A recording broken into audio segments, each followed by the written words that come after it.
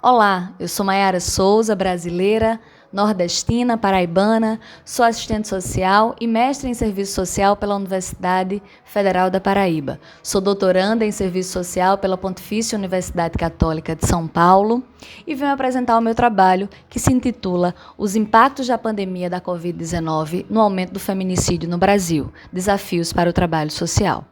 A questão social do feminicídio no Brasil e suas interpelações com o sistema de proteção social vem sendo fortemente impactada pela pandemia da Covid-19, que se desdobra em crises sanitárias, sociais e econômicas e incide diretamente para o aumento do feminicídio, dos casos de feminicídio em nosso país, assim como em todo o mundo. O Brasil ocupa o 5º lugar no ranking mundial de países que mais matam mulheres em todo o mundo. Isso é um estudo do Mapa da Violência do Fórum de Segurança Pública do ano de 2015 e outro estudo mais recente, também realizado pelo Fórum Brasileiro de Segurança Pública, agora em junho de 2020, revelou que entre março e abril deste ano, período que ainda dura a pandemia da Covid-19, os crimes de feminicídio cresceram em 22,2% em 12 estados dos 27 estados brasileiros, se compararmos ao ano de 2019. A chegada intempestiva da pandemia, a provisoriedade do confinamento, tem desafiado a ciência e as diversas áreas do trabalho social para dar respostas frente à maior demanda, que é o direito à vida. Dentre essas questões, traz à agenda pública e para a academia o chamamento a compreensão de como está a nossa realidade impactada, de como essa nova realidade ela impacta na violência doméstica e no feminicídio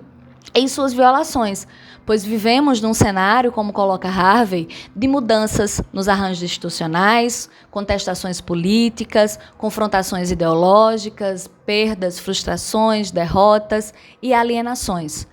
todas desenroladas num mundo marcante pela diversidade geográfica, cultural, social e política. Precisamos refletir que em tempo de guerra ou paz, mulheres são assassinadas violentamente em todos os lugares do mundo. Continuadamente, essa violência ela é respaldada por costumes, culturas, governos e sociedades, em âmbito público e privado. Ao considerarmos que o isolamento social, que é a medida recomendada pelas autoridades sanitárias, pela Organização Mundial da Saúde para contenção da contaminação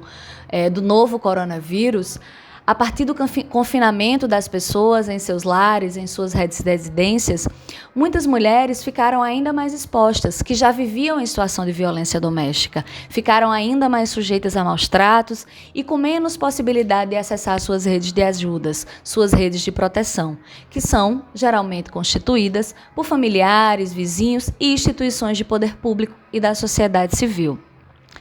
Este cenário aponta a necessidade de reformularmos essa rede durante e após os impactos da pandemia da Covid-19, como também traz à tona o debate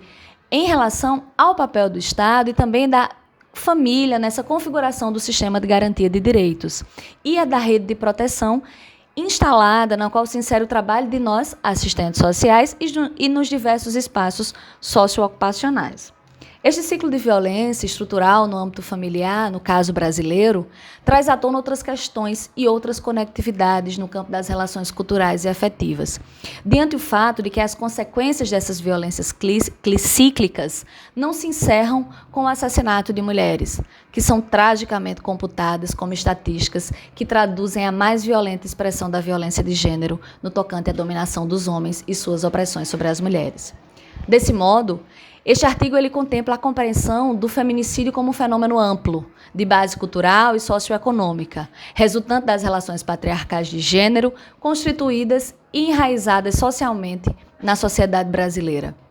e que se configuram como campo para atuação profissional na perspectiva da proteção social. Este estudo analítico, portanto, adota a concepção de que as relações patriarcais de gênero são construídas na sociedade brasileira a partir de sua base material, social e histórica, pressupondo, portanto, um sistema de proteção sob a ótica dos direitos sociais e o direito à vida, Portanto, esta crise sanitária da Covid-19 e seus impactos socioeconômicos, que ainda estão em curso em escala mundial e, portanto, já repercute e ainda repercutirá em múltiplas dimensões estruturais na sociedade brasileira contemporânea. Em tempo, também demanda do serviço social, em suas várias frentes de intervenção, o posicionamento ético, político, a partir do compromisso histórico da profissão, com a garantia do acesso aos direitos e a interrupção dos ciclos de violações, presidindo, portanto, que os desdobramentos da pandemia ocupem a produção científica do serviço social, de modo a demonstrar essa realidade por meio de estudos que subsidiem formulações e reformulações das políticas públicas para as mulheres. Desse modo, nesta quadra histórica brasileira que é tão devedora para com a proteção da vida das mulheres, repensar as medidas de proteção a essas mulheres em situação de violência é olhar para as bases de sustentação e legitimação das estruturas de exploração e opressão capitalistas e apontar para a necessidade de ampliar o compromisso dos poderes públicos com a desconstrução da sociedade patriarcal e machista, que diariamente elimina mulheres, ainda que os marcos regulatórios preconizem a proteção. Acostamo-nos, portanto, à opção teórica defendida pela socióloga marxista Eliette Safioti, aporte teórico também referendado pelas teóricas e ativistas femininas do campo do serviço social, as professoras doutoras Mirla Cisne e Silvana Mara,